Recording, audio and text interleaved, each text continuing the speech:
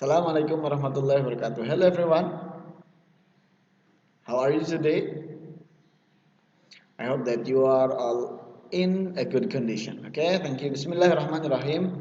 Alhamdulillah, thanks to Allah for all of His blessings and mercies, so we can meet here in this very nice occasion without any troubles. Salawat and salam let's give to our Prophet Muhammad sallallahu alaihi wasallam and his family, friend, follower until the end of the day. Okay, for this, our new material will be about agreement and disagreement. Yes, and also we will discuss about intention and purpose. Okay, these are two materials. The first is agreement and disagreement, and the second intention and purpose. Okay, what is agreement and disagreement? Anybody knows? Okay. If you know, Alhamdulillah, but if you don't, I'll give you know. The first one, agreement means persetujuan, and disagreement means tidak setuju, ketidaksetujuan. Nah, jadi materi yang pertama adalah setuju dan tidak setuju. That's our first material. And the second material, our second material will be purpose and intention.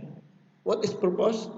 Purpose itu tujuan, intention maksud. Jadi purpose and intention means maksud dan tujuan. Sehingga nanti yang pertama kita akan mendiskusikan ekspresi tentang setuju dan tidak setuju dan ekspresi tentang ungkapan yang menyatakan maksud dan tujuan dari sesuatu. Oke? Okay, but before we start our lesson, let's open our meeting by saying Basmalah together. Bismillahirrahmanirrahim. Okay, Bismillahirrahmanirrahim. Okay, make sure that you follow all the video, and then you prepare your pen or paper. Don't forget to write down the material that important to be write down on your books. Okay, persiapan alat tulis, buku, kemudian simak videonya baik-baik. Okay, terima kasih. Okay, let's check this video out.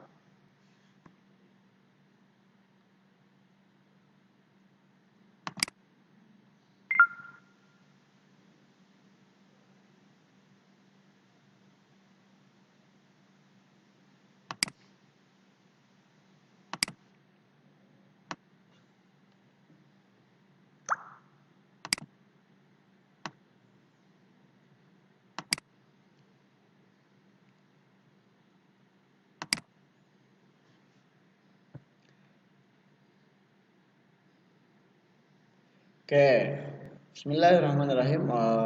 Our new material for today is learning English.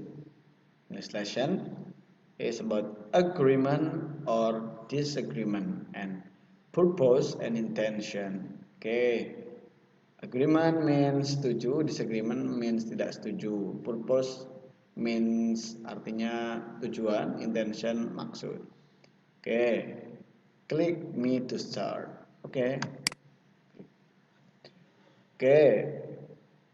Every lesson, every new material will be shown about objective of study. Tujuan pembelajaran, kompetensi dasar, standar kompetensi.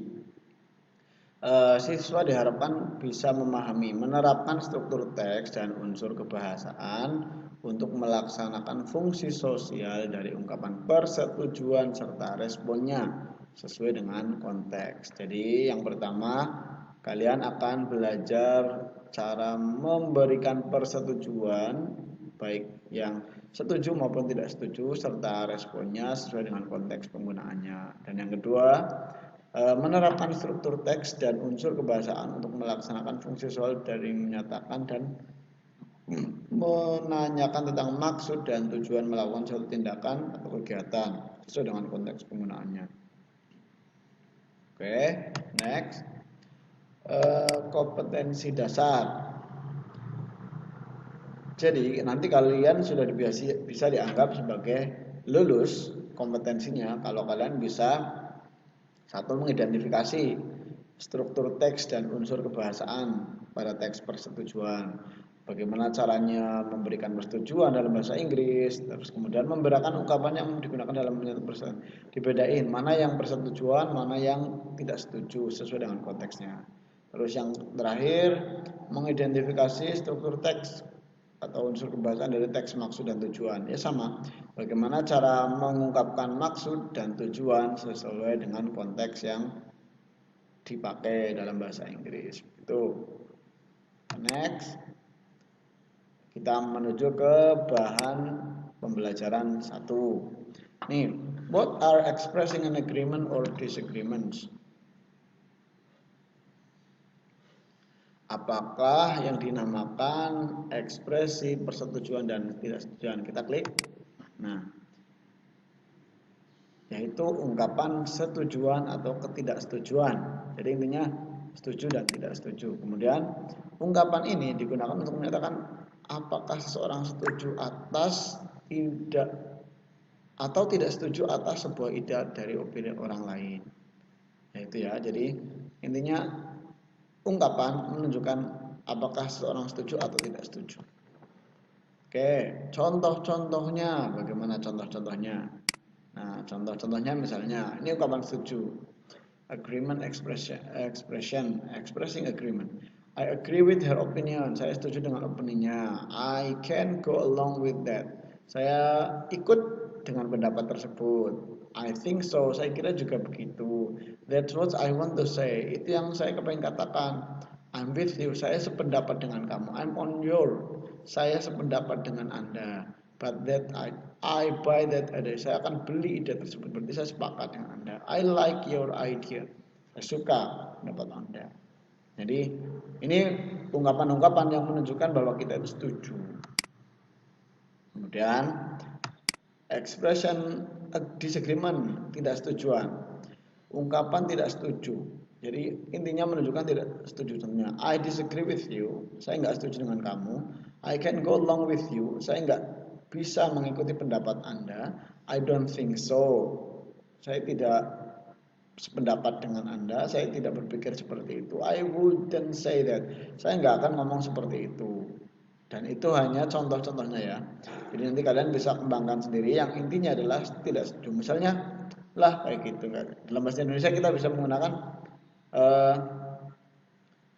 saya punya pendapat yang lain. Dalam bahasa Inggris I have another idea. Misalnya kayak gitu juga boleh. Oke, kita lanjutkan.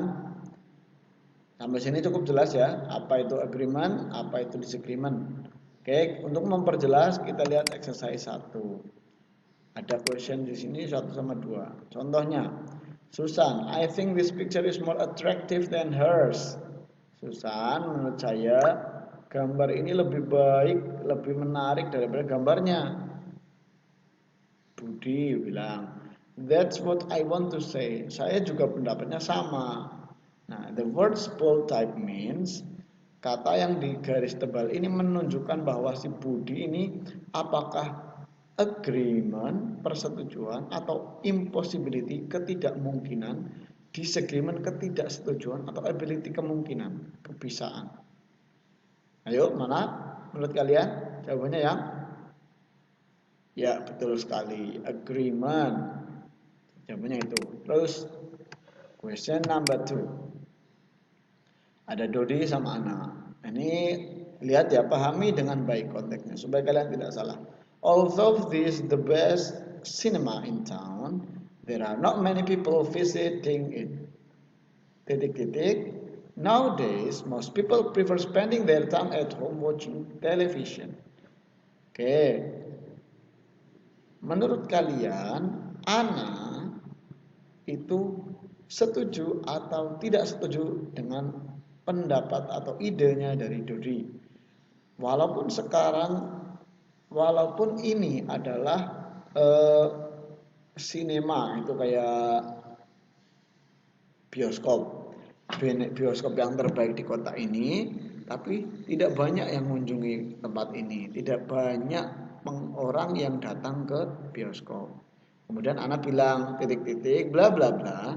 Saat ini most people, sebagian besar orang lebih suka menghabiskan waktunya di rumah nonton televisi. Ya. Jadi antara ungkapan A dan ungkapan B itu kira-kira senada. Sehingga karena senada pastinya kira-kira oh no berarti setuju enggak? Ya enggak. I don't think so berarti enggak setuju. It's not true berarti enggak setuju. That's right. Betul berarti setuju enggak? Ya, berarti jawabannya yang that's right. Oke, sampai sini cukup jelas ya. Ya, jadi intinya kalau ada dua pendapat, yang satu positif, yang satu juga mendukung, berarti otomatis dia setuju. Oke. Oke, pertanyaan berikutnya, contoh soal berikutnya. Ada Audi dan Bobby. I think the government should give more attention to small scale industries. Bobby bilang, I think so because this group offer more job opportunities. The sentence in bold types means Bobby. Nah, ini Audi bilang, menurut saya pemerintah harus memberikan lebih banyak perhatian kepada industri skala kecil. Bobby bilang, menurut saya juga begitu karena industri skala kecil ini, grup ini menawarkan lebih banyak kesempatan kerja. Opportunities itu kesempatan kerja. Berarti setuju ya, plus positif dengan positif berarti setuju. Dislikes it berarti nggak setuju.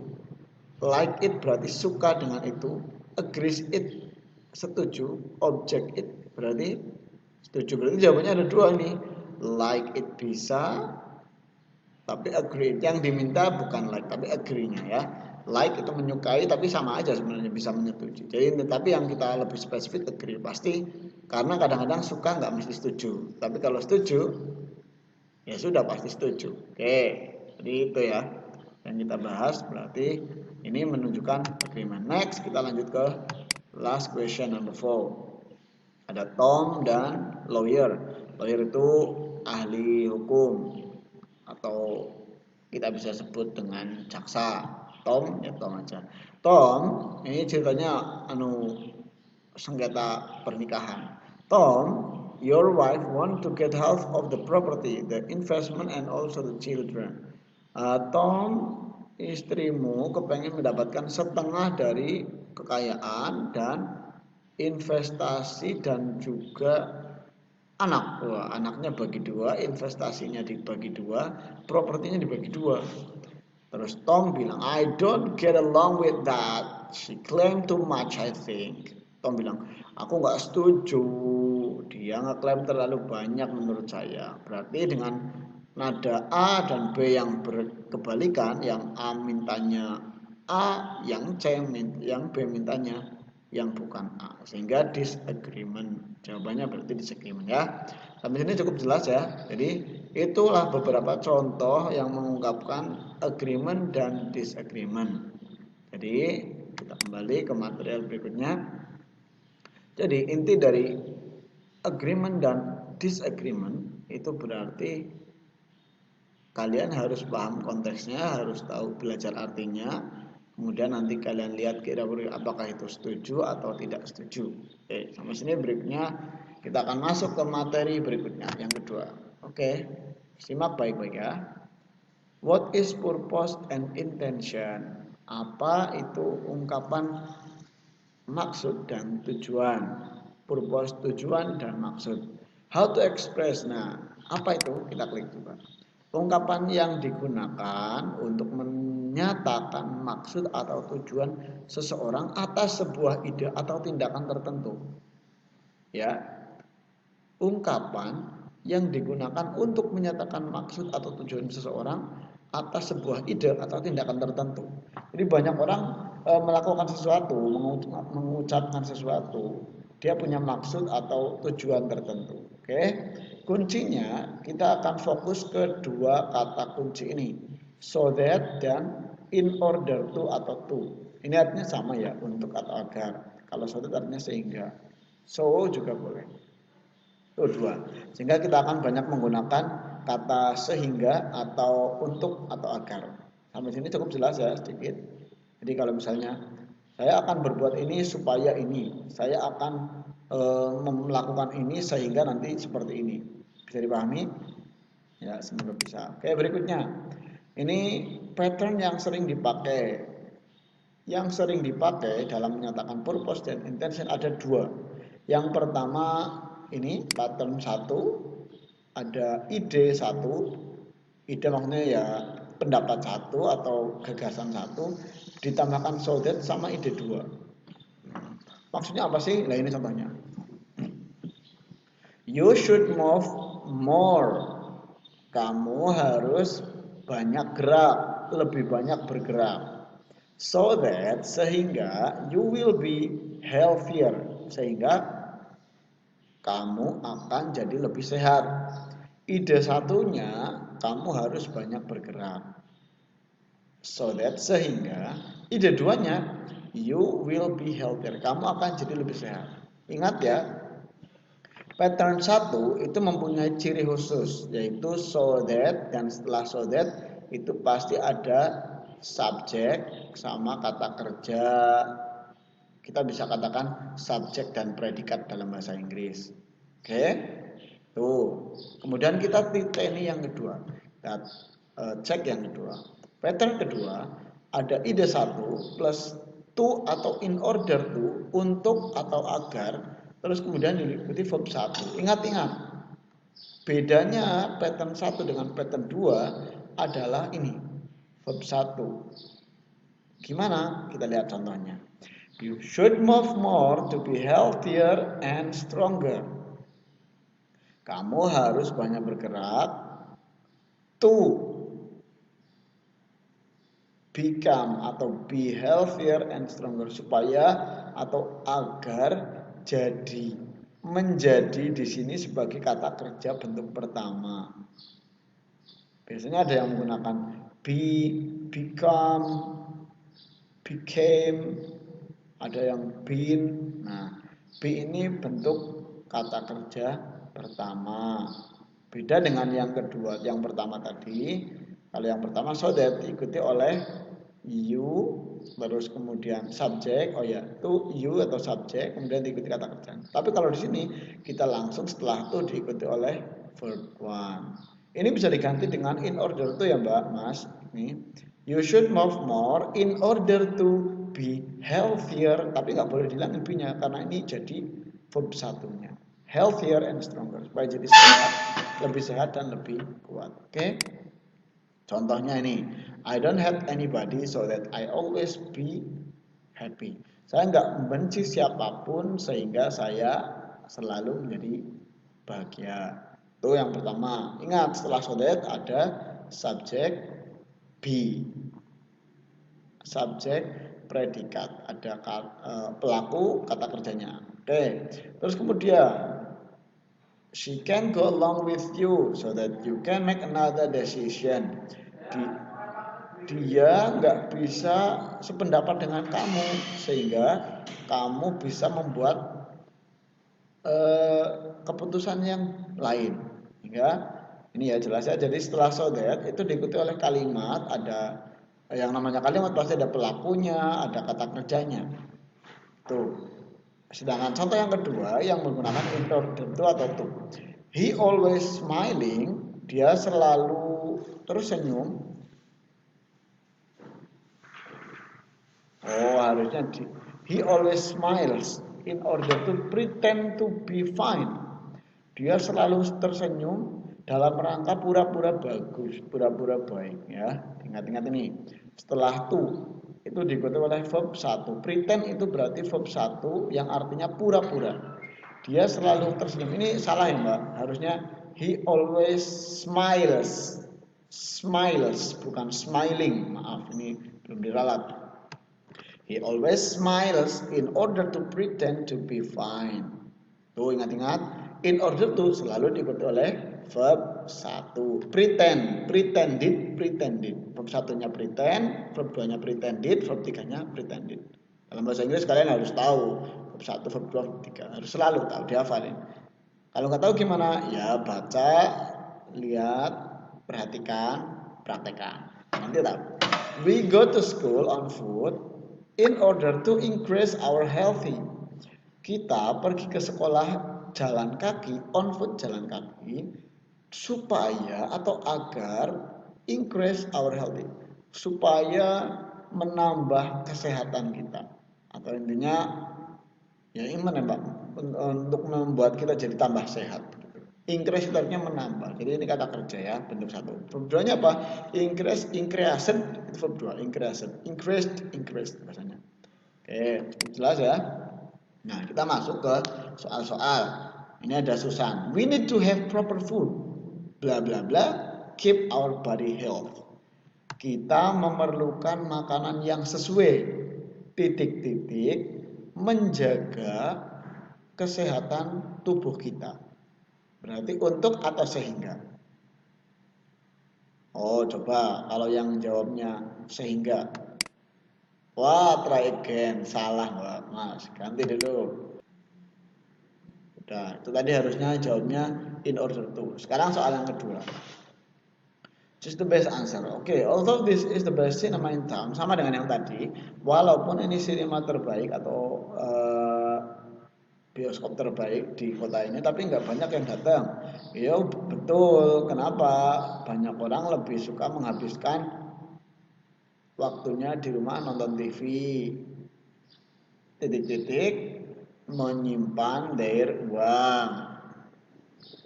Nah ini kata kuncinya save di sini Mbak atau Mas.